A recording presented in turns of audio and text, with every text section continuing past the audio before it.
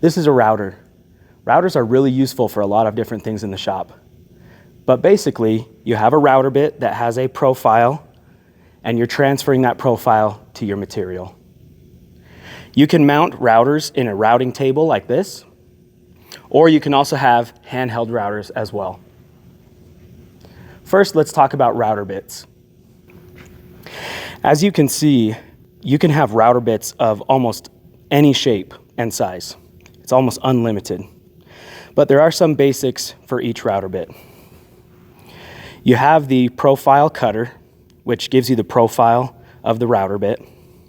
You have the shank down below that's commonly either a 1/2 inch or a 1/4 inch. And then some routers have what's called a pilot wheel.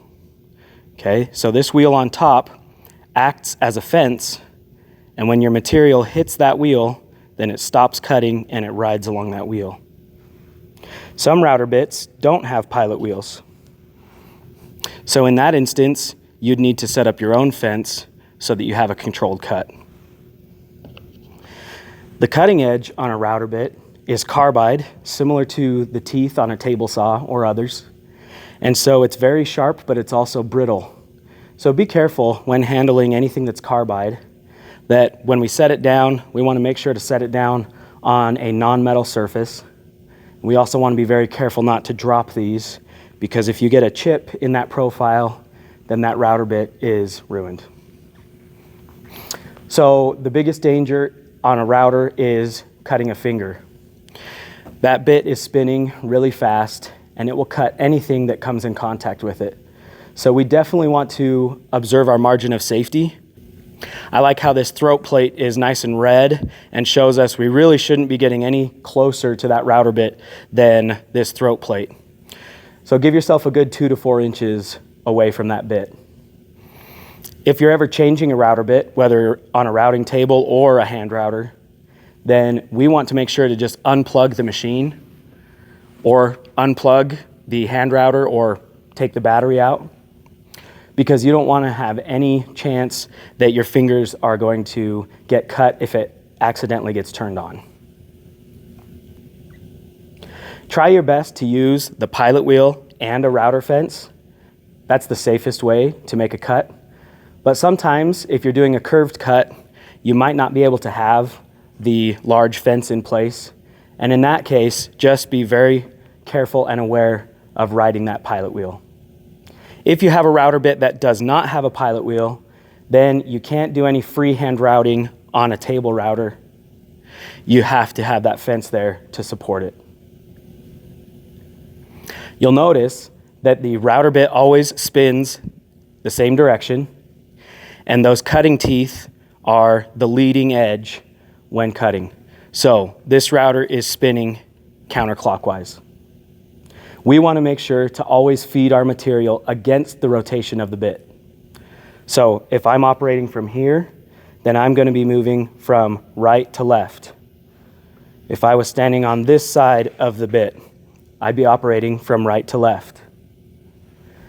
But it's not always right to left. It depends. If you're doing a handheld router, then sometimes it's opposite.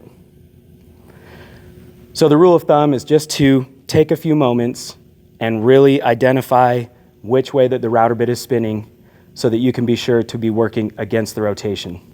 If you're going to be removing a significant amount of material with your router bit, then you'll want to do multiple routings to come to that thickness. If it's a heavy cut, you can't do it all in one pass, and you'll likely have to do multiple passes to get to that final depth. So I'm going to show an example of routing some sheet material and some solid wood, and I'll show an example of how to change a router bit. I've got 2 pieces of material here, and I have a 1/4 inch radius bit loaded into the router table. This is a push stick that I need to round the edges on so that it's more comfortable in hand. And this is made out of particle board. Particle board is sheet material, so it doesn't have grain direction.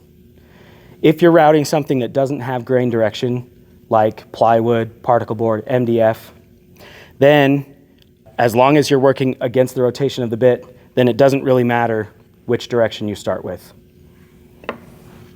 This is a piece of solid oak. And so now I do want to pay attention to the order that I'm routing in. We always want to route our end grain before we route our edge grain. When you're routing end grain, then typically you might get a little bit of tear out on the very end. But if you follow that up, routing the edge grain, then typically it cleans up that tear out.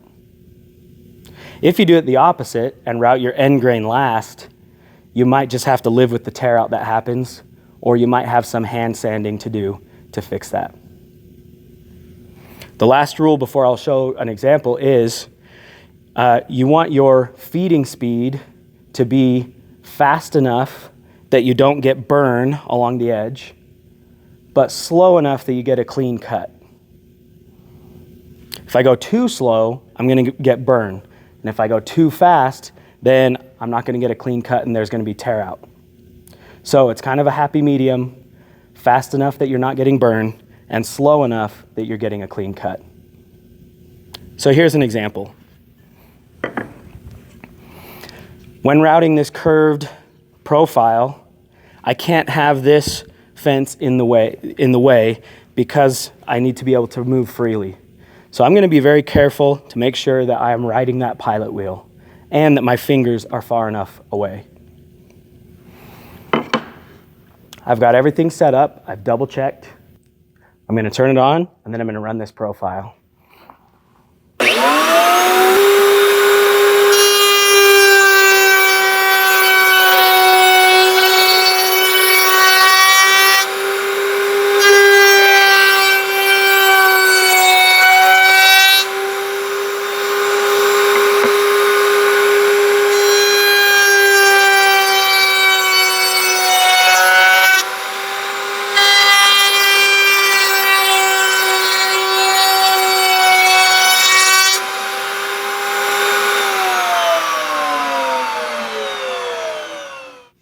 Okay, so now I transferred that radius to all this curved profile, and now that feels nice and comfortable in hand.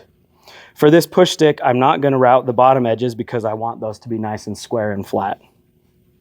So you notice that as I was running it, I was always moving from right to left against the rotation of the bit, and I was trying my best to make sure that my fingers weren't near that routing bit. For the next example, we'll do our solid oak. So in this instance, I'm going to move this fence over. Some routing tables have a nice fence like this, and some might not. But you could use something as simple as a scrap piece of material that you clamp down as a fence as well.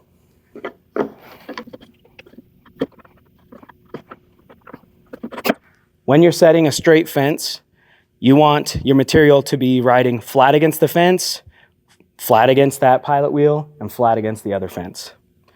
Okay, so now we've got this set up. I'm going to start with my end grain, and then I'll switch to my edge grain.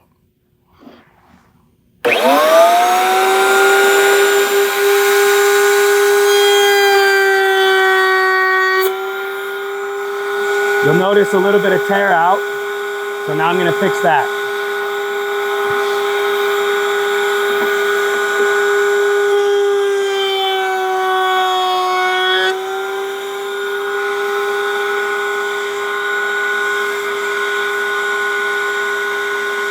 Okay, so you can see that even though there was some tear out, it did fix it as I routed that edge.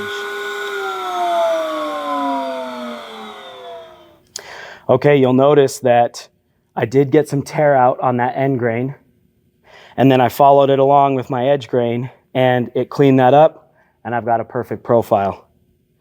I was doing my best to move at a speed that wasn't too fast or too slow.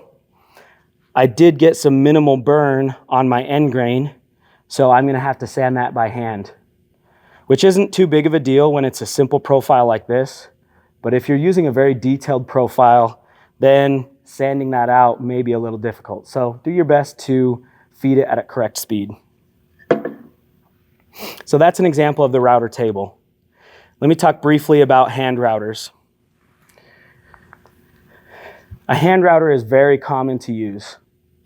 If you're using a hand router, then your material needs to be clamped to whatever table surface you're using, or a vise.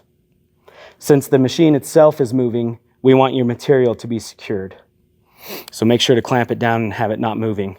As you're using a hand router, have both hands up on the top of the router area so that you know that there's no way that your fingers are going to get into that bit area.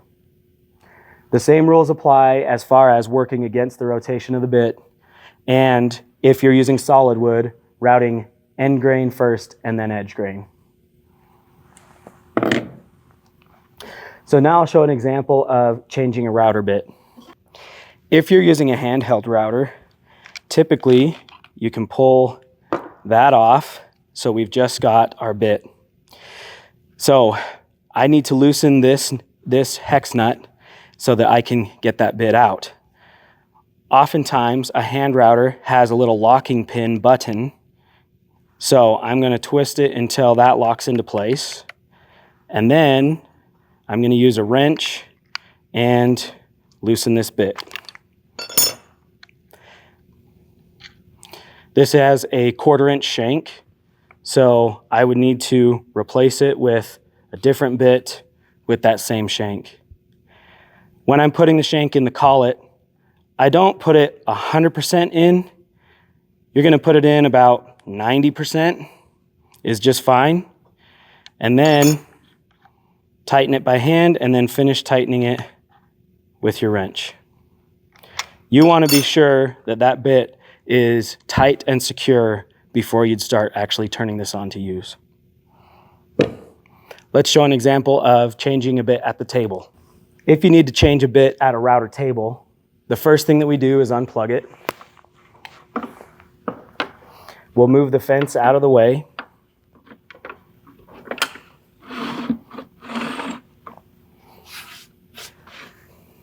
I need to remove that throat plate.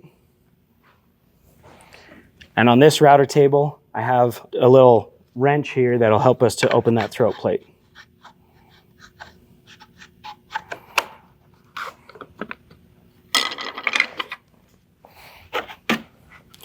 I have a variety of sizes for the throat plate, depending on what size of bit I'm using. I want to have as much surface area covered as possible, but obviously leaving enough room for my router bit.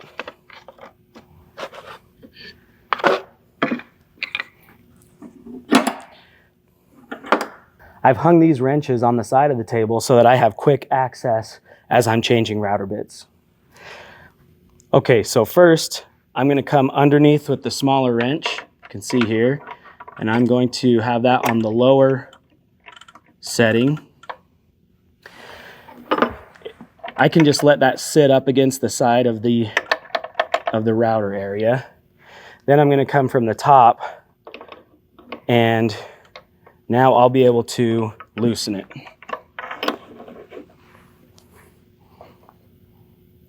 Okay, you'll feel it get loose, and then as you loosen it, it'll feel tight again, and so you got to loosen it one more time. And we'll carefully pull our bit out.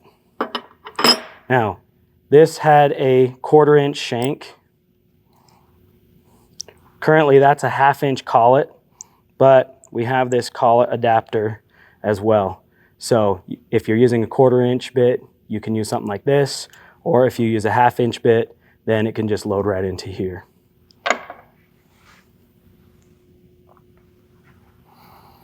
I've got the other bit that I want to load in, so I'll insert that and push that about 90% of the way down. I'm going to go ahead and tighten it by hand.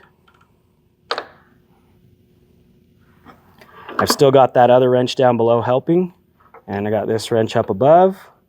Sometimes you might need to come from below with your second wrench as well, okay? However you can get to it best. Snug that up so that you're sure that that bit is tight. Now I really want to make sure to remove this lower wrench as well. I wouldn't want to start the router with that on. Now I need to choose which throat plate to add. The one that I previously had on I think is a little too small now for this bit. So I'm going to choose the next size. That should be just right. And I'll tighten that throat plate into place.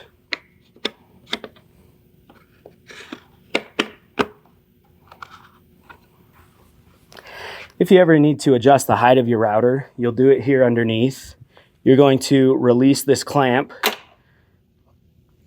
And then I've got two ways that I can move it. If I twist this, that's kind of my fine tuning.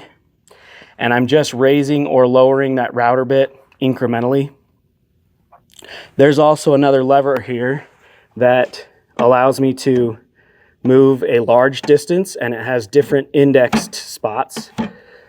So you can get close with that and then fine tune your blade height with this. Then just make sure to clamp it back into place. Again, just be sure that when you're changing any bits, you make sure that there's no power to the machine. Once you've changed your bit, make sure to clean up your whole area, put everything back in its correct spot so that you know where it is the next time that you need it. Routers can be used for a lot of different things, so they're super useful. You should get comfortable using a router, changing the bit, changing the height, because it's very likely that you'll be using a router in your projects. So that's the router. Please be safe and follow all the guidelines that we've talked about as you're using this machine.